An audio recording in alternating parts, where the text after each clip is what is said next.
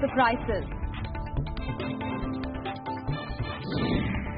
President Pranab Mukherjee has approved the land ordinance which was reissued for the third time.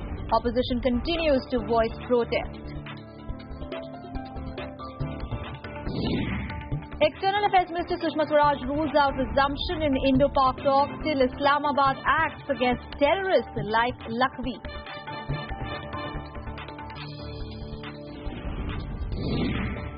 Over 2,200 people have died due to intense heat wave across the country. Words of respite for the northern states as Met Office predicts thunder showers in the next few days. And Russia's travel ban on 89 EU leaders irks European nations seek clarification from Moscow amid standoff over Ukraine crisis.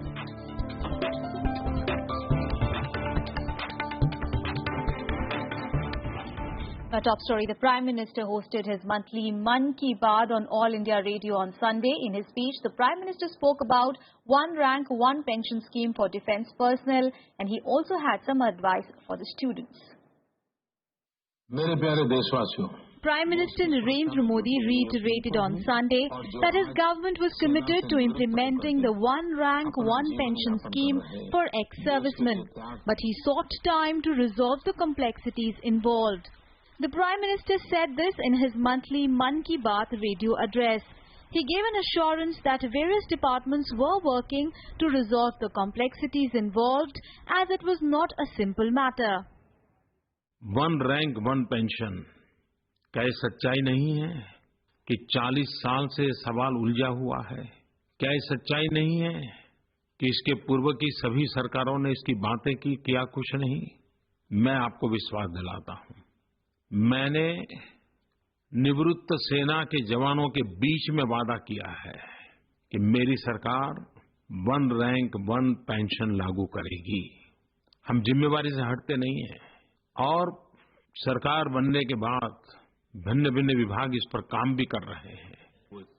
In his 25-minute address, Modi also lauded the services of defence personnel, saying he could understand their problems as he was talking to them as an individual rather than as the Prime Minister. मैं एक बात और कहना चाहता हूं, खास करके मेरे सेना के जवानों को, जो आज देश की सुरक्षा में जुटे हुए उनको भी, और जो आज सेना से निवृत्त होकर के अपना जीवन यापन कर रहे देश के लिए त्याग तपस्या करने वाले जवानों को। और मैं ये बात एक प्रधानमंत्री के तौर पर नहीं कर रहा हूं, मेरे भीतर का इंसान दिल की सच्चाई से, मन की गहराई से मेरे देश के सैनिकों से आज बात करना चाहता है। वन रैंक वन पेंशन क्या ये सच्चाई नहीं है? One rank, one pension has been a long-standing demand of over 2 million ex-servicemen. It seeks to ensure a uniform pension for personnel retiring in the same rank with the same length of service, irrespective of their date of retirement. Bureau Report, Rajya Sabha TV. And President Pranab Mukherjee has approved the land ordinance which was cleared by the cabinet yesterday for the third time. It was reissued after the ordinance in March was due to lapse on 3rd of June. Now, the amended bill is under consideration of a joint committee of parliament. This even as the opposition continues its criticism against the government's land policy.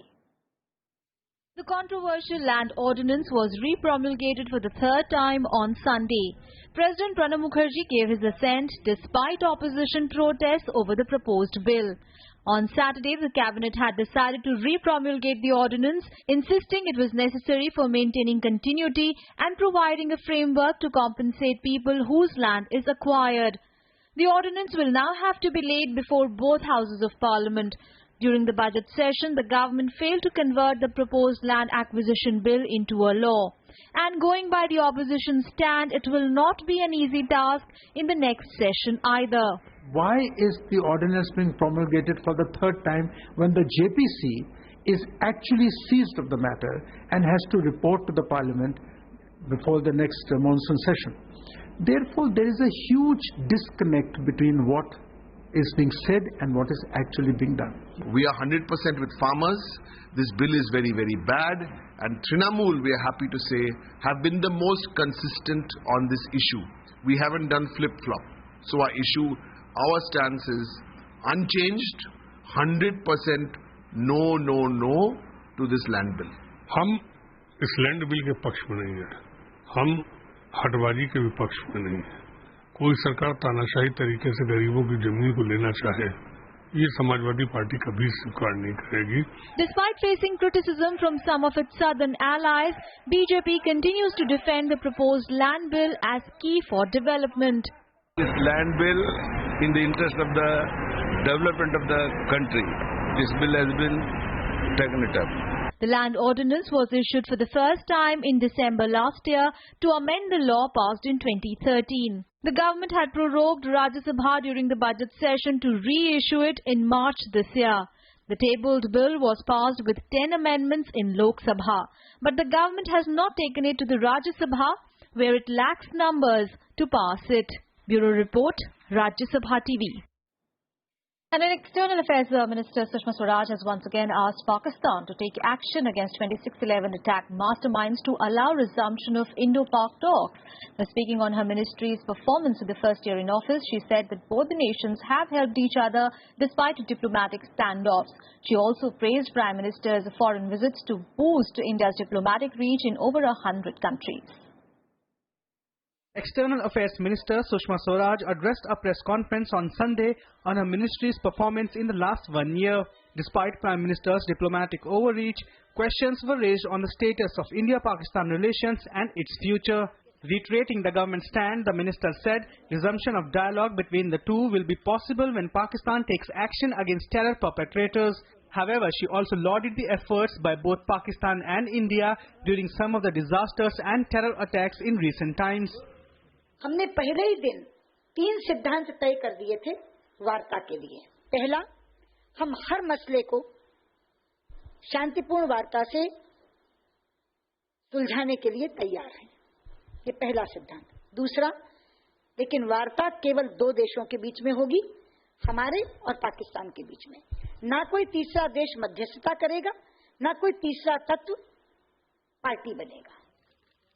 Speaking on the Prime Minister's forthcoming tour to Bangladesh, she also said that there has been no consensus on the Teesta water sharing pact between the two countries. जहाँ तक water sharing का सवाल है, अभी तो हम ये जो भूमि समझौता हमारा हुआ है, इसी के बारे में जा रहे हैं। अभी कोई बातचीत उस तीस्ता के बारे में नहीं है, और जो भी बातचीत होगी वो ममता बनर्जी को ऑन बोर्ड लेकर होगी। The minister praised the Prime Minister's diplomatic overreach in the last 1 year. She said the government had communications and discussions with over 100 countries in the last 12 months. She also announced that Prime Minister will also visit Israel this year. However, the date has not been finalized yet. With inputs from Akhilesh Suman, Bureau Report for Rajya Sabha Television. And in other news, President Pranab Mukherjee has embarked upon a 5-day state visit to Sweden and Belarus. He landed in Sweden just a short while back. Now, this is the first ever visit to these countries by any Indian head of state. A number of key agreements are likely to be signed during the visit. After a ceremonial send-off at Rashtrapati Bhavan, President Pranab Mukherjee left for his 5-day state visit to Sweden and Belarus. After his arrival in Stockholm, President Mukherjee will meet the King and Queen as well as the Swedish Prime Minister, the Speaker of the Swedish Parliament and the Leader of Opposition. The President is also scheduled to visit the renowned Karolinska Institute and the Uppsala University, the oldest university in Europe, started in 1477. The focus of the visit will be on innovation, sustainable development, urban development and scientific research. Sweden is the 3rd largest contributor of FDI to India, besides being the country's 3rd largest trade partner after China and Japan. They have created smart cities and the President is going to visit one of them. So there certainly will be a takeaway in terms of urbanization. We hope that when we come back and after the discussions, we can formalize this cooperation, perhaps in the form of MOU or a joint working group or some other modality. There will be takeaways in terms of renewable energy. Sweden is one of the leading proponents of renewable energy, very strong on environment. There will be takeaways in skill development. On the second leg of his visit, the President will travel to Belarus on June 2nd. He will jointly address a business conference along with his Belarusian counterpart Alexander Lukashenko and also unveil a statue of Mahatma Gandhi. A refurbished power project for which the work has been done by BHEL will be inaugurated by the President. Also, agreements covering SEBI and Ministry of Finance, Bureau of Indian Standards, as well as one between Prasar Bharati and National State Television are expected to be signed. Bureau Report, Rajya Sabha TV. Well, in news tonight, we'll take a very short break. Coming up ahead, Delhi's Principal Secretary Shakuntala Gamlin triggers a fresh row, alleges Ops Minister of putting pressure to pass Cabinet note on land matters without LG's consent. And we'll also tell you how Finance Ministry had made income tax return forms simplified. It has also extended the last date of filing returns. Stay with us for that and much more.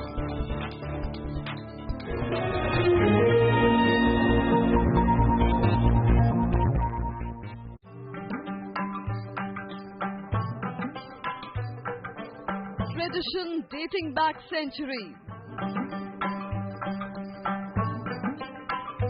A cultural heritage that inspires and warms at once. Magic that awes. Rajya Sabha Television brings you events that embrace the wonders of India's classical arts.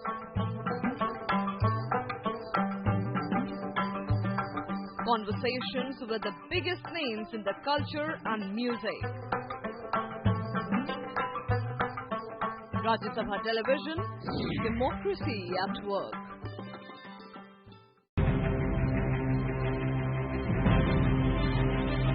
खेती के नाम पर तमाम अनुसंधान, फिर भी बेहाल है छोटा किसान। संकट में याद आती है नई तकनीक, लेकिन सुपात्रों तक पहुंच के लिए नहीं है ठोस नीति।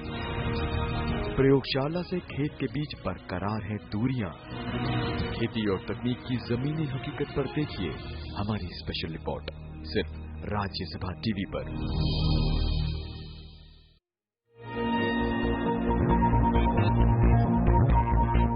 Welcome back after the break. Let's bring you the latest in Delhi politics now.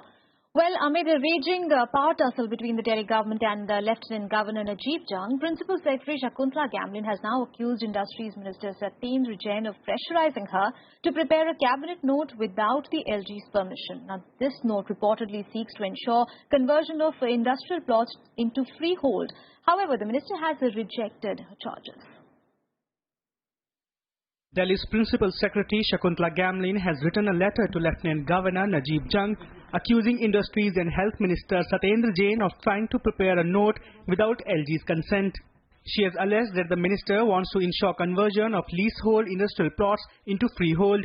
As per the rules, public order, police, land and services fall outside the purview of the Delhi government. BJP has urged a probe by the Lieutenant Governor into the matter. However, the minister denied the charges. Land का जो मुद्दा है वो दिल्ली सरकार के पास है ही नहीं।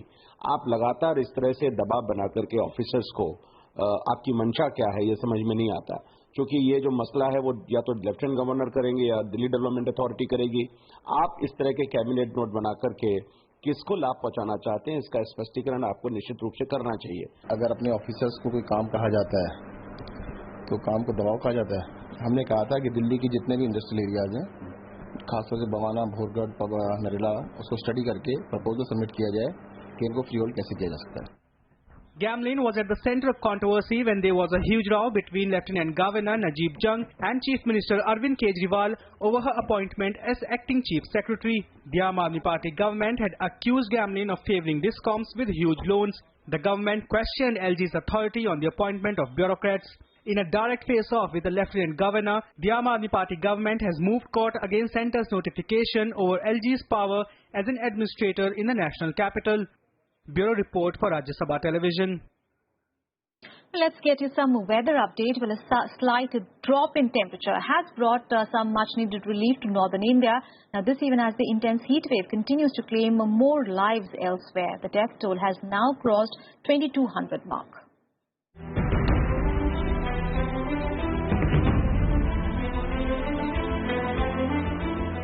लोगों का बुरा हाल है, थां छबीलां लगियां ने, लोकी पानी पी के गुजारा कर रहे हैं। ऐसा गर्मी बहुत है, गुजर से ज्यादा बहुत है इधर। बहुत गर्मी है अभी फिलहाल, और इससे पहले इतने सालों में कभी इतनी गर्मी नहीं थी। 45 degrees Celsius or more. That's the reading on temperature gauges across many parts of the country as the searing heat wave refuses to end. The death toll has crossed 2,200, making this the second deadliest heat wave ever in India. Learning little from past disasters, the government is yet to declare heat wave as a natural disaster. Though the temperatures, maximum temperatures are almost all normal, but it is a little bit of discomfort for the time being because of this presence of moisture. With the Met Department announcing a week's delay in the arrival of monsoons, farmers are a worried lot. But the Met Department assures there will be a drop in temperatures in the coastal regions. 2 से 3 दिन 1 से 3 जून के बीच में बादलों के साथ thunder showers होंगे और ऐसे में ये जो गर्मी का मौसम है इससे काफी हद तक राहत मिल जाएगी. With that calming note, the national capital saw cloudy weather on Sunday morning with a possibility of dust storms and scattered rain. Bureau Report, Rajya Sabha TV. And some more national stories in Nationwide. The Finance Minister today came out with a new 3-page income tax return form. The new form has dropped the controversial provision for mandatory disclosure of foreign trips and dormant bank accounts. It has also extended the last date of filing to 31st of August. The new forms will have only 3 pages and other details will have to be filled in schedules. People will have to shell out more money from Monday as the service tax rate goes up to 14% from tomorrow.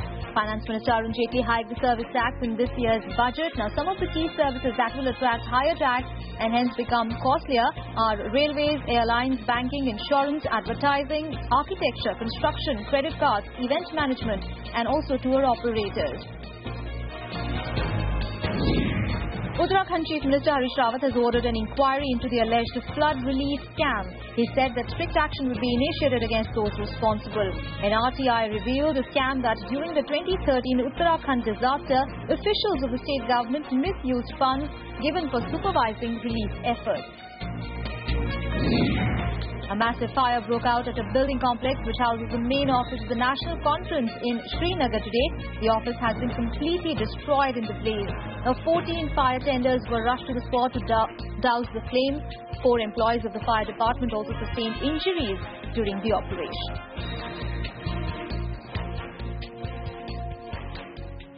Well, another short break here. Coming up ahead, we'll get you all the international stories, including China dismissing U.S. criticism on reclamation works in South China Sea. Also, we'll get you all the sports stories. Leander Pace and Martina Hingis have crashed out of the French Open mixed doubles.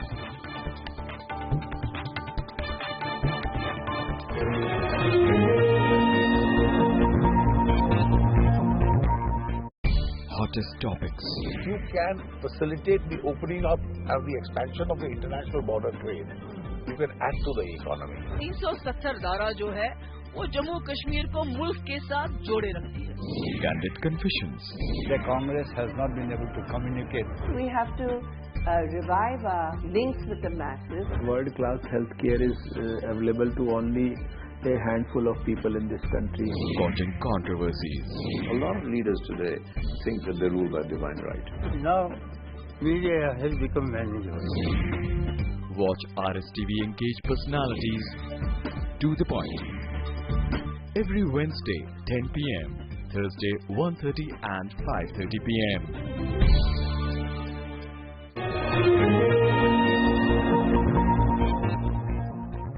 Welcome back. Let's get you some international news now.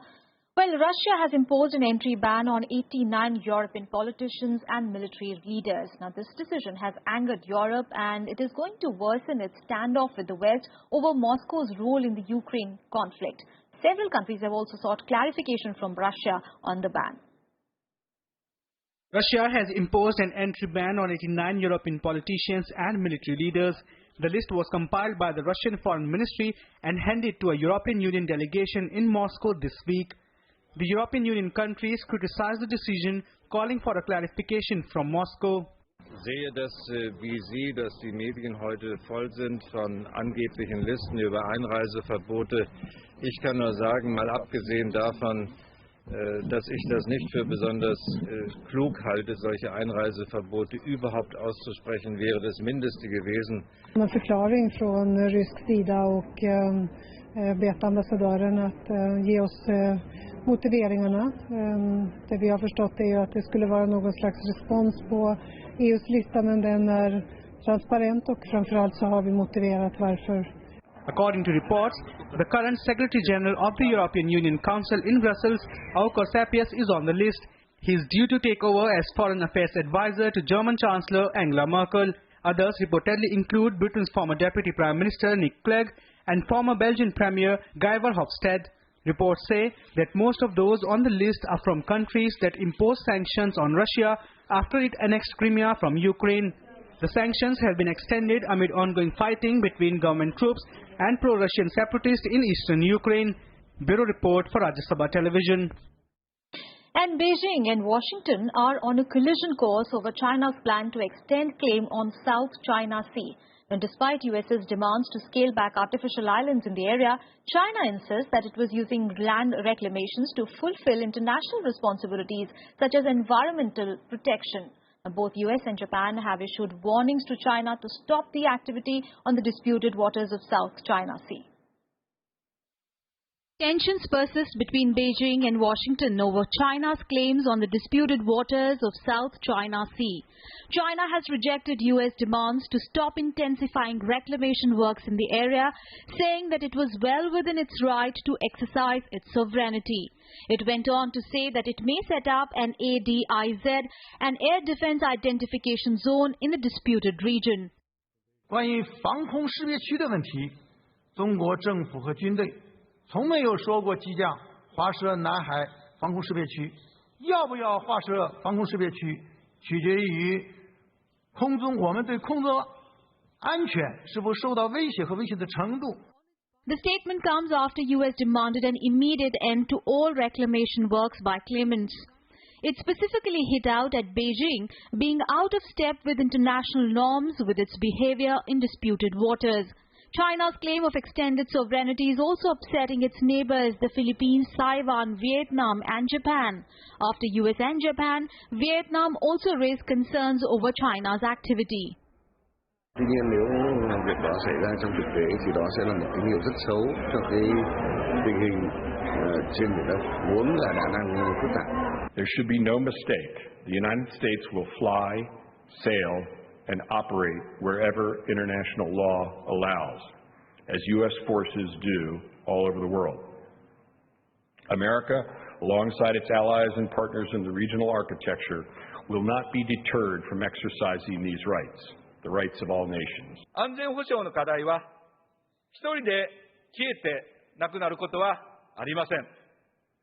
無法が放置されれば秩序は破壊され、平和と China insists it has sovereignty over nearly all of South China Sea and has accused Washington of carrying out provocative moves in the area.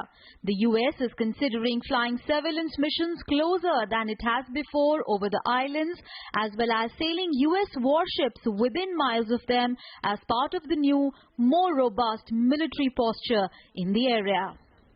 Bureau Report, Rajya Sabha TV. And more international news and updates in Global Buzz. At least 26 people were killed and more than 30 were wounded after a suicide blast outside a mosque in Nigeria occurred. The explosion occurred when people were prostrating themselves for afternoon prayers outside the mosque, and the blast followed an attack by Boko Haram rebels in the region earlier. However, no group has claimed responsibility for the blast yet. A Syrian Air Force raid has reportedly killed over 70 people and wounded several others in Aleppo. Two separate strikes were reported in Al-Bab and Shar neighborhood in Aleppo. The deaths occurred in two separate incidents. The Syrian Observatory for Human Rights claimed that the forces used barrel bombs, which are large containers filled with explosives. Son of US Vice President Joe Biden died on Saturday after battling brain cancer. Bo Biden was 46 and a former Delaware Attorney General. He was diagnosed with the disease in August 2013 and he underwent surgery, radiation and chemotherapy. He was hospitalized this month for treatment. The solar-powered experimental plane Solar Impulse 2 left for a 6-day flight from China for a 8,000-kilometer journey across the Pacific Ocean to Hawaii. The progress of the flight will be monitored the entire way from a control room in Monaco. Now, this journey is said to be the toughest segment in its round-the-world trip. And time now for all the sporting action in Sports Beat. Mohun Bagan clinched the I-League title after drawing the final match with defending champion Bengaluru 1-all. Mohun Bagan, who needed a draw to secure the title, went behind in the first half, but Bello Rasak scored a late equalizer to hand his team their maiden I-League title. Gurpreet Singh secured India a 5th quota place in shooting for the Rio Olympics by finishing 4th in the men's 10-meter air pistol final at the ISSF Shooting World Cup in Munich. He is the second Indian to have secured a Rio berth at the ongoing World Cup. Abhinav Bindra had won a quota place with the 6th place finish in the men's 10-meter air rifle final earlier. Leander Paes and his mixed doubles partner Martina Hingis were knocked out of the French Open after they lost their round of the 16 match 7-6, 3-6, 6-10 to the Slovenian-Romanian pair of Katerina Srebotnik and Horia Ticau. Now, Paes will, however, feature in the men's doubles third round match with his partner Daniel Nestor. In women's singles, Anna Ivanovic moved into the quarterfinals after beating Ekaterina Makarova 7-5, 3-6, 6-1 in the fourth round. Lionel Messi scored a brilliant solo goal and followed it up with another as La Liga champions Barcelona beat Athletic Bilbao 3-1 to win the Copa del Rey. Neymar scored the other goal for Barcelona while Inaki Williams headed in late to give Bilbao a consolation goal. Americans Justin Gatlin and Tyson Gay raced to convincing wins at the Diamond League Prefontaine Classic. Gatlin won the men's 200-meter event with a time of 19.68 seconds, while Tyson Gay produced a win with a time of 9.88 seconds in the 100 meters. In the women's 100-meter, Jamaican Shelly Ann Fraser Price earns a win with a time of 10.81 seconds. Well, that's it from me and my team in this edition of News Tonight. Thanks for watching. Good night.